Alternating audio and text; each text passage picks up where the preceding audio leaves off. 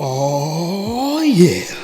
What's going on, ladies and gentlemen? Welcome to another episode Up Close and Personal with Intrigue Dynamite. And yes, I'm your host, Intrigue Dynamite. Listen, there's a subject matter that I really want to tackle today. There was a young lady that I saw on YouTube. Today's video is going to be a video on why I have never dated a black man and why I only like white boys. So I liked a guy, he was a mixed race guy. The guy I liked was the guy that everyone liked. I feel like when you're in school, you just like a guy who everyone likes, you know, like the high school hottie or whatever. But anyway, so I really liked him. I feel like I'm a very committed person. Like when I do something, I go hard, you know what I mean? I go in. And then I had a friend who was also light-skinned and he ended up going out with her. Surprise, surprise. But I think for me, that was one of the formative moments of my life in terms of desirability and whether I was or was not desirable to a certain type of black man or black boy. But all of those things I think fed into my subconscious and also fed into my self-esteem and also made me feel like whatever I was not desirable. Let's put it this way. I would be remiss if I were to say that there was not an issue that existed with not selecting darker skinned people or women.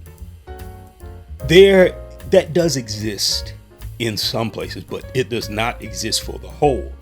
I'm someone that's quite familiar with this phenomenon as a dark skinned man. And let me tell you something, when I was growing up, oh my goodness, I got it horrible. And I mean, all throughout school, middle school was the worst. It was from people that looked like me, you know, or that called themselves black. You know, I mean, they would rag on me about everything. I mean, I was called all sorts of things. Now, this is something that people that probably have not gone through that would say it doesn't exist. It does. Oh, it does. But it does not just only exist for women. The interesting thing is that the sister that was speaking, well, she said something very important. She said there were people that she wanted to select, that she was looking, that she found attractive, that were not selecting her. Now, here's the funny thing. People will go for it, people do, but it tends to be the people that you're not attracted to. So it's not just this idea that nobody wants dark-skinned women, nobody wants dark-skinned people. Well, they do, but we have our eyes set on a specific person. And then when we see that that specific person isn't choosing us, then it's sort of a, everybody doesn't like dark-skinned people. Well, it's not true. I was having people that was attracted to me, but these people got off of the short bus. I was like, come on, man. Can I get the prom queen once, please?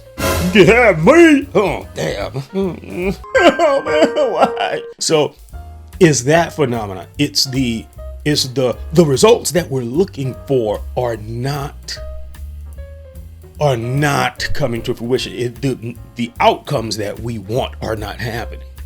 You know, it's not that no one wanted dark-skinned people or dark-skinned women, dark-skinned people, dark-skinned men. So people were attracted to me. I just really wasn't attracted to him, you know. And fast forward, I would hear things like this. No, you're pretty cute for a dark-skinned man. What the hell is that supposed to mean? Now, this exists on both sides. Dark-skinned women would say that too to me. So it's an interesting parallel. You have men that were going for lighter-skinned women, but you also had women that were going for lighter-skinned men. I grew up, I mean, during the time I was growing up, it was Al B. Shore, El DeBarge, and all of these, you know, light-skinned guys that the women were gravitating toward. You know, it wasn't until, what was it? Wesley Snipes did something that dark-skinned men came back into fashion. Yeah, dark-skinned men, we were like bell bottoms, played out, for a while. And it wasn't until Hollywood, Spike Lee, uplifting the image, I guess we can call it that. But once people saw, because I've noticed that people are very driven by media and media images. So once that image changed, it was very attractive for women. Women started going for dark-skinned men. Oh yeah. Oh, you look. I mean, they would call. Man, look, I'd get called anybody that was dark-skinned. You look like Wesley Snipes. You're just looking at the skin complexion. Now, here's something that I noticed. Who's controlling the image of dark-skinned women? Because people equate, when you get guys like Fresh and Fit that equate dark skin with being ghetto, it begs the question, who's controlling the narrative of the image of dark-skinned women? Because, I look at the future for my daughters, and I notice how my young daughter, my 7-year-old daughter, she has, her hair is natural. She doesn't have that weave and all that stuff. And I was adamant about that. I was like, listen, we're not putting any of that in her head. We're not putting a perm in her head. We're not doing any of that. No.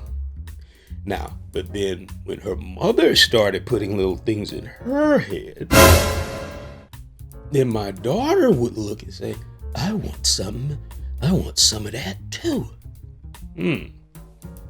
The daughter would look at the mother and then start determining that maybe that is what beauty is, So I had a conversation with her. I was like, listen, now this is something that I notice is happening within our community, and we need to be very cognizant of that.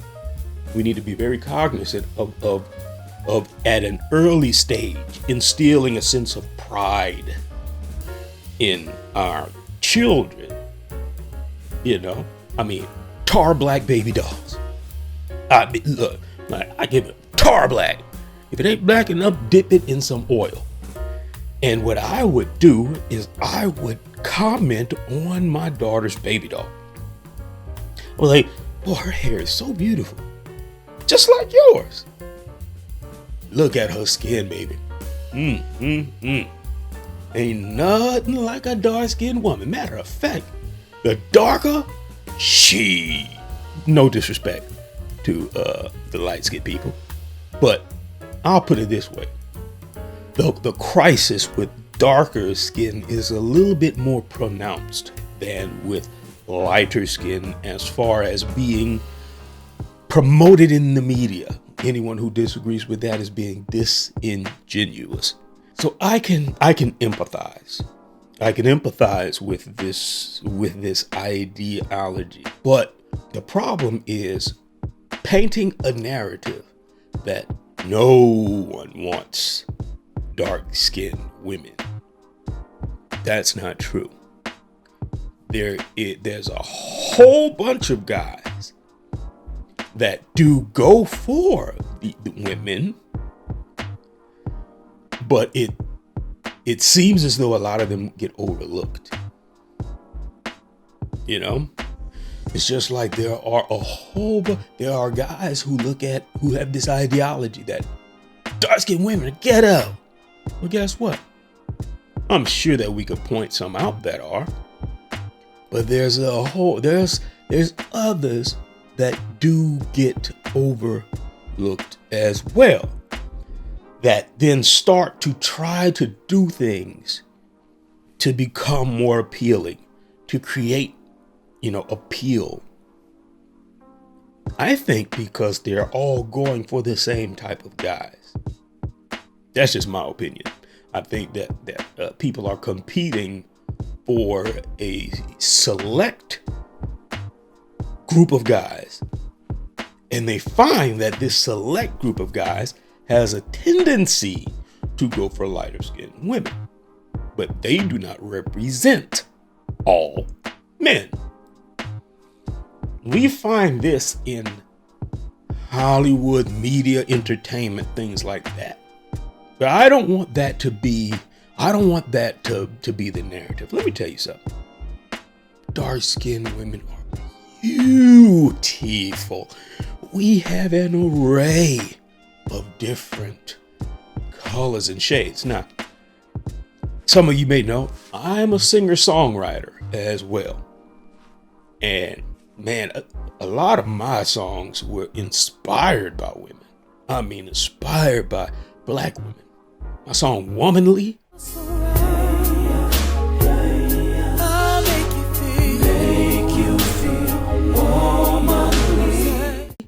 Oh my goodness, that was inspired by black women. You know, I do think that there is something to be said about this reality. It is a reality. There is a sector, a small sector of people that have a very loud platform that do speak disparagingly about darker skinned people. You know, I do think that there have been campaigns that have promoted darker skinned people in a negative light. I do think that does exist.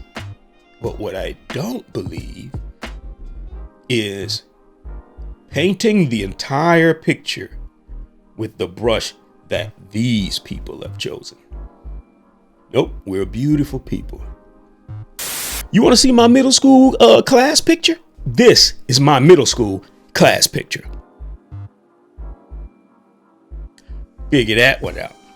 We all must contribute to one another, speaking words of life to uplift one another, and calling out people, especially those that try to utilize the pain that we may have or try to take their insecurities and place them on the children, place them on their fellow, their peers. Anyway, that's all I have to say. Intrigue Dynamite. Hit that subscribe button. God dog, man. Listen, people, I appreciate all those who like the content, but you got to hit the like button. People watching, but they're not hitting the like button. Hit the like button. The algorithm demands it. Otherwise, I'll get lost in the darkness, which might not be such a bad thing after all.